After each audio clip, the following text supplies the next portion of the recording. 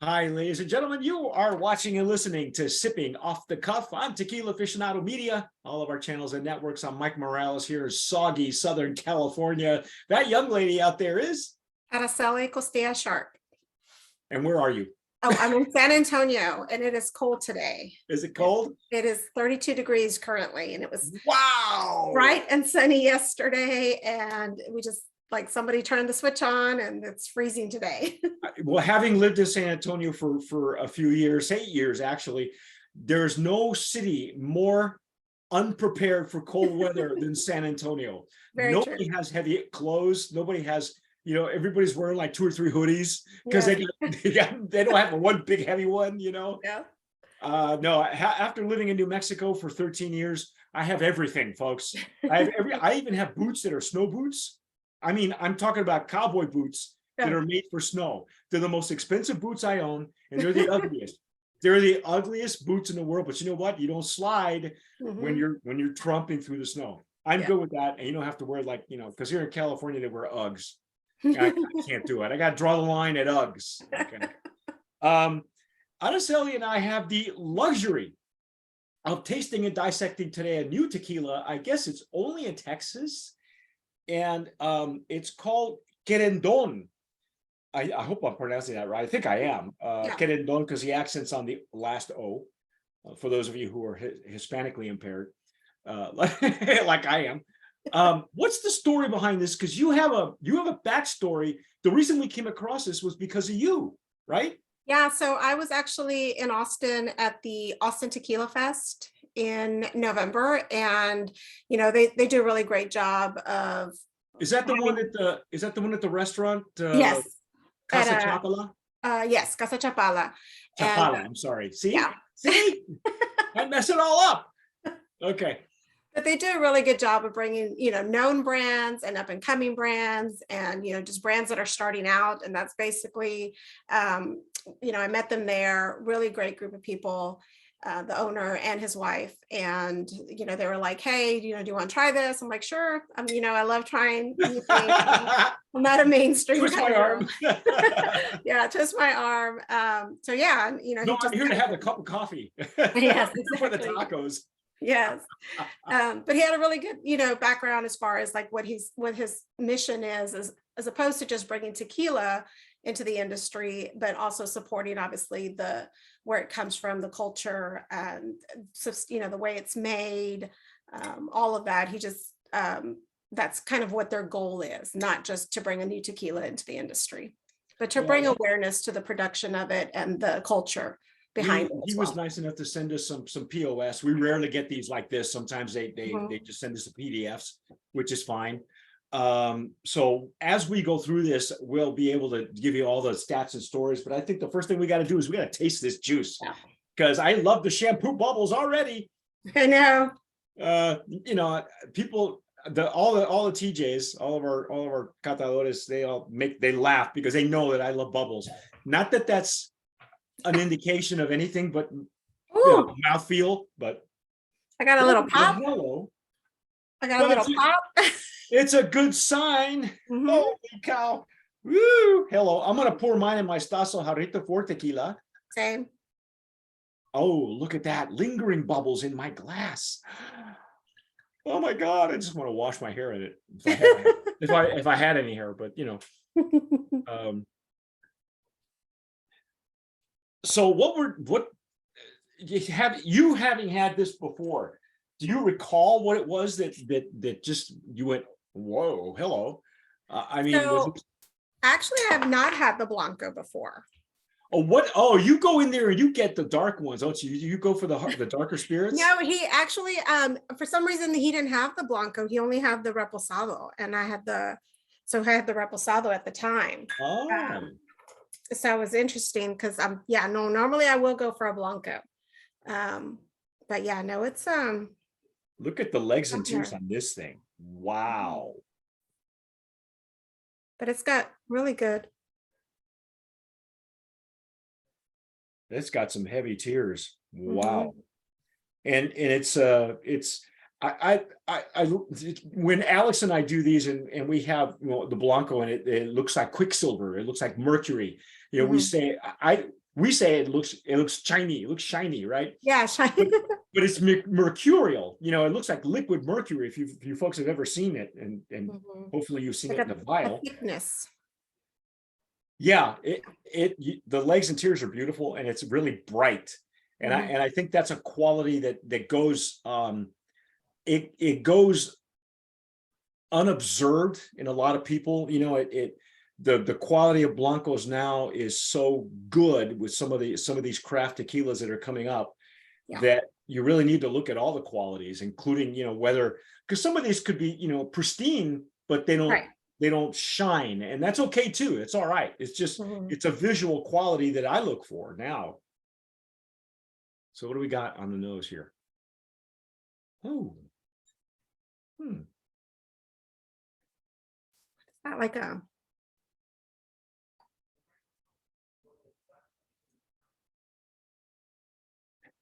it's got some decent alcohol, which is fine. It's just there, not like, it's just there. Yeah, it's doing its job. It's just presenting Mhm.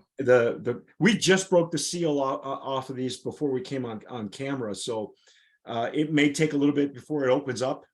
Yeah. But I know when we popped the cork on that, I got there was like a combination of baked and bright Yeah. notes on the agave, just right off the cork. Yeah.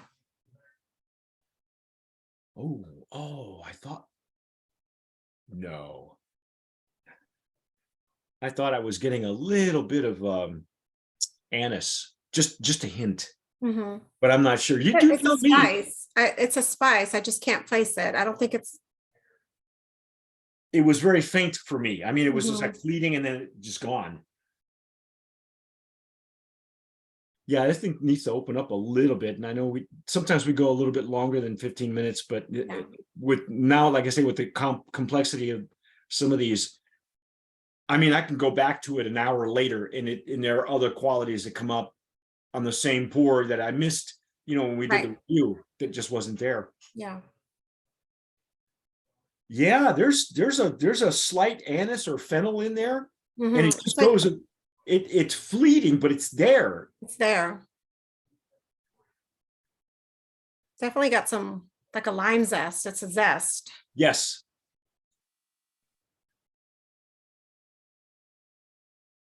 And by the way, for those of you listening to on the podcast, Araceli is also using the Stazzo Jarrito for tequila, which is the official tequila tasting glass of Tequila Aficionado Media. Yeah.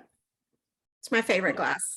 Yeah, mine too. It really, I don't normally enjoy, you know, when I enjoy tequila, I just use a snifter. Yeah. When I dissect them, again, you do too, because Mhm. if you follow Araceli on her Instagram, why don't you tell people what your handle is so that they can find you and follow you? Yeah, it's TX Tequila Brat, so it stands for Texas Tequila Brat. There you go. Yes. You'll see her pictures. She stages her pictures really nicely, whether you're at the bar or you're at home. And Mhm. chances are you never see the jarrito unless we actually pull them out. But Right. most of the time you use snifters, and that's what I use when I enjoy tequila. Yeah. When you break it down, there's a whole bunch of stuff you Mhm. miss. Yeah, for sure. If I'm Well, at home, if I'm even at home, sometimes I'll use it just because I'm at home and I have it. And was it Thomas from the, Gustav, yeah. yeah, from Chisholm Trail? He gifted me one that was really pretty with the engraving of the agave. Yeah. Really pretty. And I'm like, I love that glass. So I use that one a Yeah. lot at home. Well, that's his father was too generous to a fault. He sent me a pair of Sergio Bormiolis, which I only pull out for extrañejos, Mhm. and they're etched the same way as the jarrito, the one you Yeah. have, and it's that special pepita etching that Mhm. you can only get in Mexico, right? And those are, I only pull those babies out when it's, you know, when we're Yeah. gonna go formal, you know what I Yeah. mean? And they're perfect for tequila. They really are. Yeah. Well, I say we dive in because I'm Okay. other than the zest Mhm. on one side and the A slight little anise on the spice. other. Yeah. It's like just a little spice on the other side that's blended in there. I say we dive in, see what we get. Okay.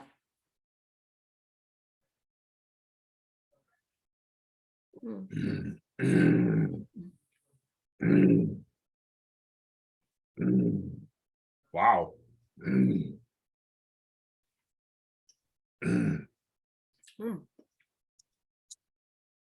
That was our first pass. Yeah.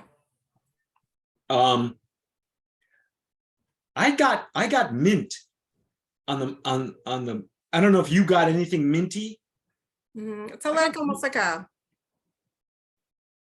it's got like a sweetness to it too, though. Like a sweet mint. Well, yeah, it's either a spearmint, not a Spearmint. peppermint. Yeah, it's a spearmint. It's a spearmint. Yeah, it's in Spanish. We used to grow it back here in the backyard. Yerba buena. Yerba buena. Yerba buena. You know, yerba buena, and that's. Mhm. But there's peppermint and there's spearmint. There's two different ones. Mhm. This one, of course, there's the pepper explosion and mid palate, but really there's a lingering mint Mhm. for me on that first pass. So Yeah, for me, it was a little sweetness and mint. So yeah, more like a spearmint as opposed to the peppermint.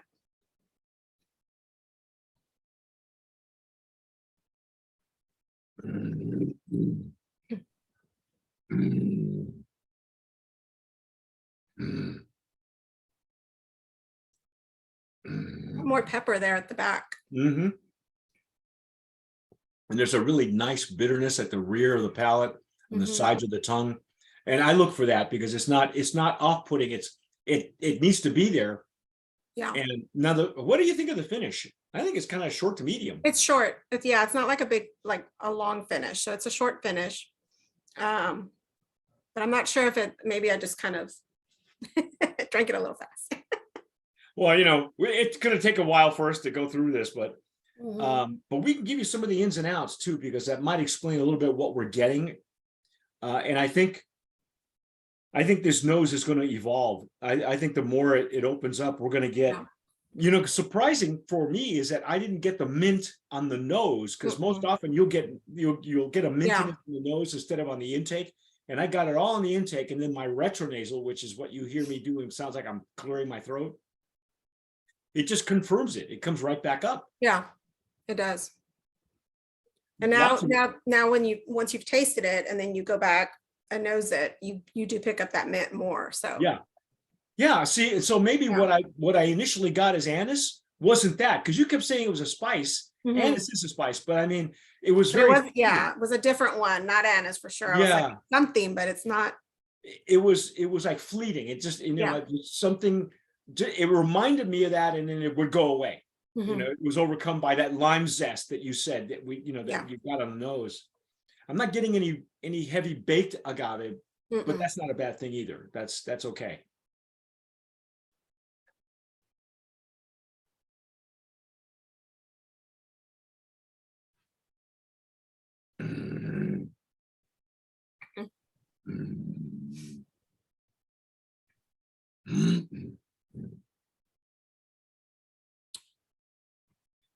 Yeah, the finish is very light though.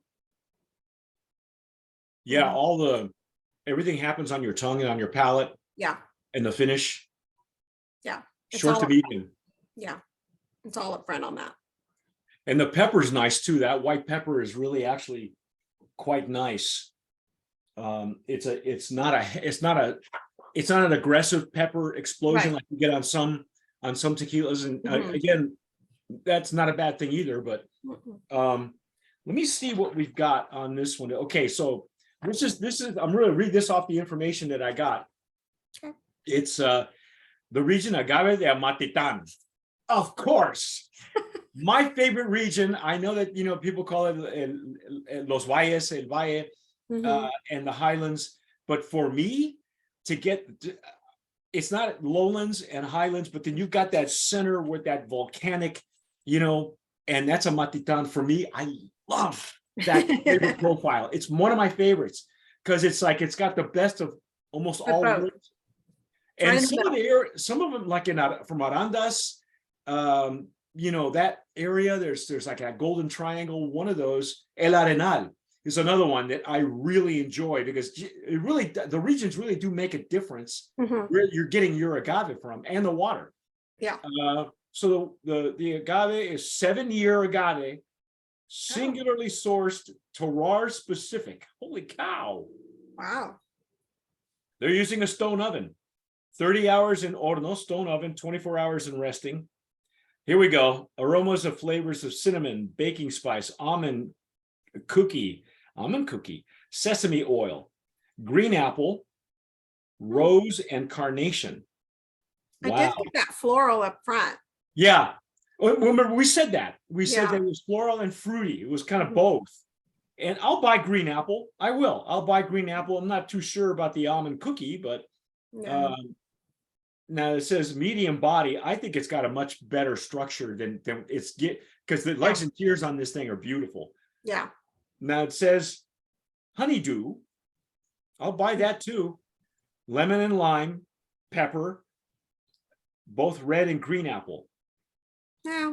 I do. I the honeydew I can see. Yeah, me too. Me too. It's got that little sweetness. Maybe that's what I'm picking up. Well, it says layers of subtle depth and complexity. It is subtle. I will say that. And and they accomplished it in the finish. That's a subtle finish. Yes. You know? Let me see. Why don't we let's give the nom on this thing, because this is the bottle again. Wow. This is Tequila Tres Mujeres? No way. Really? Yeah, Tequila Tres Mujeres. That's what it says. 1466. So the reason I'm surprised is because usually Tres Mujeres has a distinctive flavor on their Blanco. Oh. You just know if you've had enough of them. In fact, it kind of leans toward the sweet side, so it's a little sus sometimes. But this is not. This is you know, you got this big powerful horse. I guess it's an Andalusian is what they're trying to do. They're just so pretty. Yeah, well, they look like draft horses, but they're not. These are show horses. I am surprised. I didn't even look at this. Now it says that the estate, it was bottled in 2015. Wow, look at the label. Mine's 2015 also. Yeah, that explains the character. You know, 7 years, that's unheard of. Yeah. Let's see. There's more information here on the back. Let's see. Our process is inspired by extraordinary tequileras of old. We begin with a remarkable terroir of our agave estate in Amatitan, Jalisco. We then slow cook the agave in an horno, stone oven, at very low temperatures to soften the piña. Let's see. And extract the very best mosto. Wow, the juice. Okay. They carefully select the specific yeast to begin fermentation and to showcase the complex natural flavors of the Amatitan agave, which, I believe that. Our goal is to create such a sensational experience that you, our friend, are overcome with joy and happiness with every taste. It's their slogan says the love conquers the beast. Okay, I wouldn't call this animal a beast, but yeah. So it's a 40% alcohol at 80 proof. I don't have any pricing on it. Do you? Did you ever? No, but I was at one of my favorite stores this past weekend and saw it there. Really? Yes. So it is in one of your. So it's in Texas, obviously. It is in Texas. Alamo City has it. They have the Blanco for.